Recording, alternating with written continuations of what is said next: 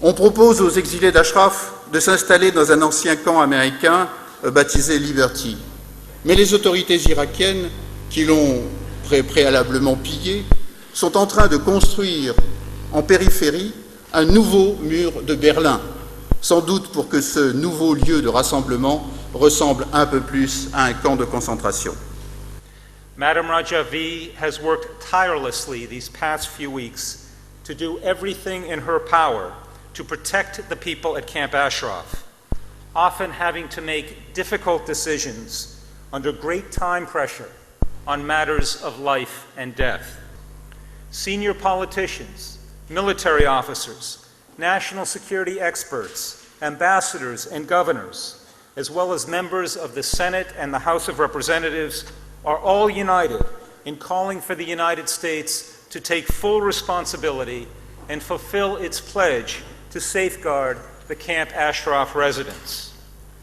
We are all united in calling for the State Department to immediately delist the MEK. These voices are being heard at the very highest levels of the U.S. government, including at the White House.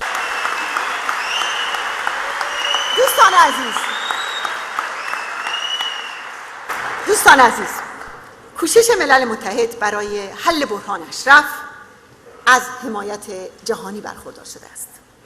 اما رژیم آخوندها به تحریکات مستمر برای برهم زدن اوضاع و همچنین تخریب راه حل به دست آمده مستمر تلاش و اقدام می کند. همزمان دولت عراق پی در پی تعهدات خود به ملل متحد را نقض می کند. به عنوان مثال کار کمیساریا را 5 ماه است که متوقف کرده، در حالی که همین امروز هم می تواند در اشرف این کار را شروع کند و مشروط به جابجایی نباشد. به خصوص که در بین ساکنین اشرف 1000 زندانی سیاسی وجود دارد و همچنین 1000 نفر که سابقه پناهندگی دارند و می توانند کارشان را سریعتر شروع کنند. اما در ارتباط با قرارداد جدید، تا حالا از انتقال اموال و به ویژه خودروهای ساکنان به محل جدید جلوگیری می کنند و موافقت نکردند. محدوده کمپ جدید را از 40 کیلومتر به کمتر از 1 کیلومتر تقلیل دادند و در حال ساختن دیوارهای بتونی و رفیع اطراف این محله بسیار بسیار محدود و کوچک هستند. یعنی عملاً می‌خواهند آن را به یک زندان مبدل کنند. و ساکنان اشرف در یک نامه به دبیرکل ملل متحد نوشتند: روال کنونی برای جابجایی ما تحت اجبار انجام شده و برخلاف آزادی انتخاب و اراده ماست اگر بر این منوال باشد.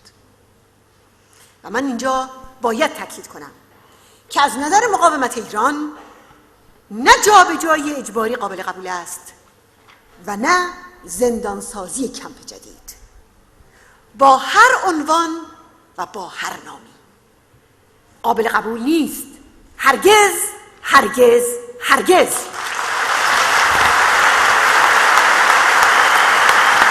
The United States of America is not only morally but legally responsible for what happens to the 3,400 unarmed civilians in Ashraf.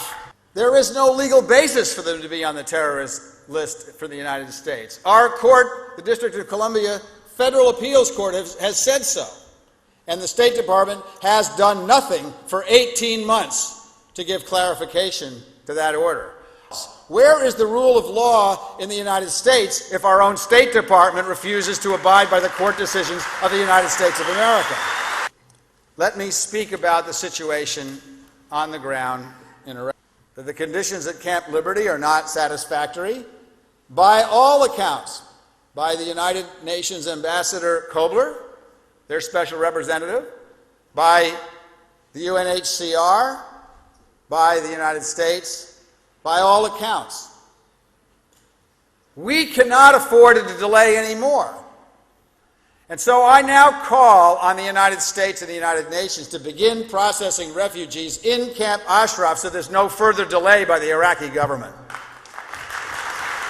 Je constate que depuis le 30 décembre, 400 habitants d'Ashraf se sont dit disposés à se déplacer avec leurs véhicules, avec leurs biens vers le camp Liberty.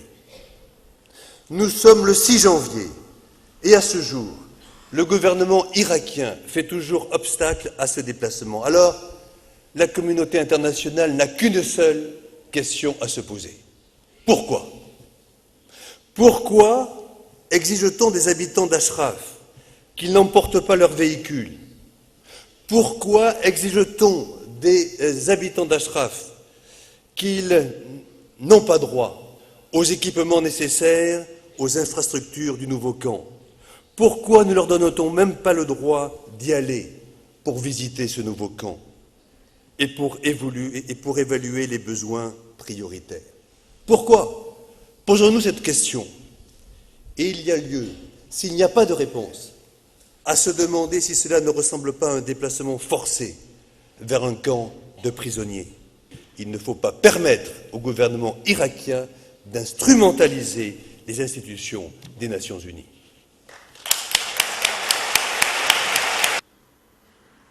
Many of us felt there would be shuttle diplomacy back and forth. The camp, Paris, Baghdad, back and forth, negotiated settlement. Well, that's happened. There has been no negotiation. There has been talk. But the final agreement was not signed by or signed off on even a rhetorical way by the leadership of the MEP. It's a rather deceptive practice to say one thing and do another. Let history record, although there were verbal assurances of the safety and security of the residents, it is not embedded in the agreement. There was one trip to Paris, one trip to Baghdad, and then it was a fait accompli. Here's the memorandum of understanding. Take it or leave it. Mrs. Rajavi, courageous, principled leadership on your part, convincing the residents to rely on you, and I might say to rely on the word of the United States. As unsatisfactory as that memorandum of understanding may be, as disingenuous as they may have been in suggesting that it would be negotiated, you have called upon them to trust you, trust us, trust the international community, trust the UN, and trust the United States. Take the agreement and live by it. Principled, courageous, but there's still more work to do. That theme, deception, you're supposed to discuss in good faith if you're truly interested in the kind of peaceful, righteous outcome that we all believe is absolutely essential in this matter. And I say this to my President, to my Secretary of State, and all the decent and well-intentioned people in this administration. You cannot deny history. You cannot change history. We are the country that asked the residents to surrender their weapons of self-defense. The United States asked, not the UN, not Iran, not Iraq. We asked. We are the country. The United States is the country that gave written assurances. We, the United States of America, we assure you that we will protect you since we have taken away your ability to protect yourself. Big issues involved here, none greater in my judgment than America's credibility. So this notion that we ought to just sit idly by and try to push and move as gently as we possibly can, and I do say this with great respect to those involved in these discussions, you are not a bystander, you are not a witness, you are not an interlocutor, you're not an intermediary. It is absolutely essential, as previous speakers have said and will continue to say, there's a legal and moral obligation to exert every conceivable influence you possibly can to assure the safety and security of these residents. It's the United States' responsibility. If you had listened to these phone calls that we've been having with the State Department and other U.S. officials, there is all sorts of attempts to avoid responsibility. Well, it's the Iraqis' responsibility now, or it's the United Nations' responsibility. No, it is the United States' responsibility to make sure that this works out correctly. It is time for all of us, it is time for Secretary Clinton, it is time for Lady Ashton, it is time for all of us to say no relocation unless basic standards and the MOU are complied with. We haven't said no before. We haven't asked why before. At this critical juncture, it's important that we do it. The United States of America, if it's going to fulfill its moral responsibility, can do no less. The Iraqi forces are the forces who are supposed to be relied on under the Memorandum of Understanding to maintain order and to protect the residents of Ashraf. That memorandum has many weaknesses. The United States is not a signatory. The memo itself was signed without the approval of the MEK, and Mrs. Rajavi was asked only after the fact to encourage residents of Ashraf to move to Camp Liberty in reliance on it. Although the memorandum contains a statement that the Iraqis will abide by the international principle of not returning people to a country where they face persecution, the so-called non-refoulement principle, it pointedly does not contain any guarantee against arrest under a warrant issued by the Iranian government. And it's become increasingly apparent that the accommodations at Camp Liberty will most closely resemble those of a prison. The residents of Ashraf are being increasingly restricted in the possessions that they can take with them. What's to be done? Well, obviously one thing to be done is that we have been doing and are going to continue doing, which is coming together and making our presence known, and in the words of Nouri al-Maliki, causing a controversy. Another thing to be done is to apply maximum pressure to the U.S. government to delist MEK.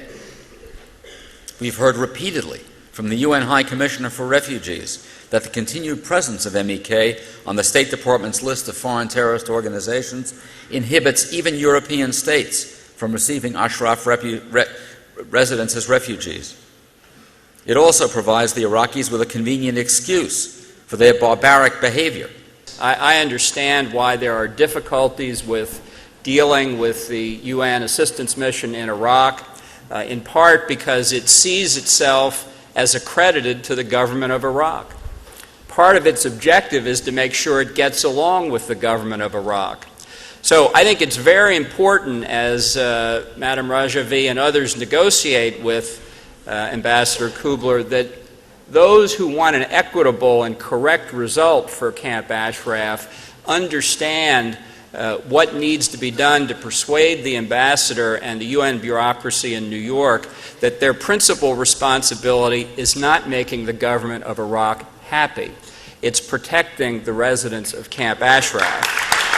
What a stain on the reputation of this Nobel Peace Prize winning agency to preside over a degradation in the living status and freedom and welfare of refugees. I just really don't think if the West and others put appropriate pressure on UNHCR that Commissioner Gutierrez really wants that to happen.